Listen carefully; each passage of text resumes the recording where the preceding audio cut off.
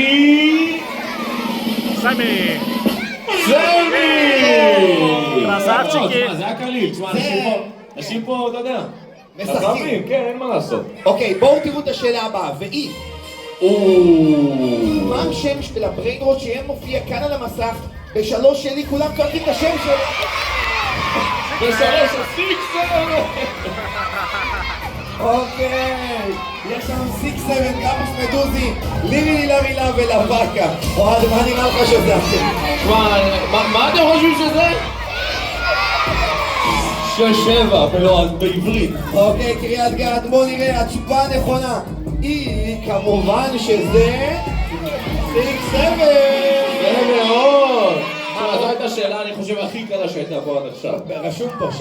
נכון, כן. מי רשם את השאלה הזאת צריך לפטר אותו. נכון, צריך לפטר אותו. רסוס, אתם מכירים את רסוס?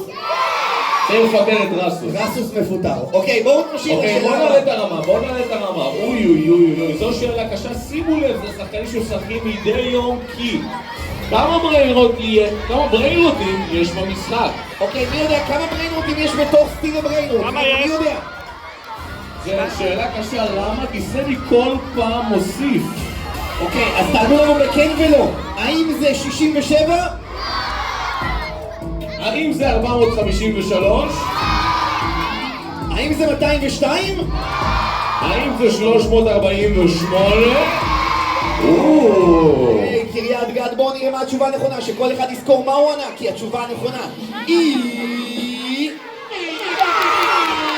348.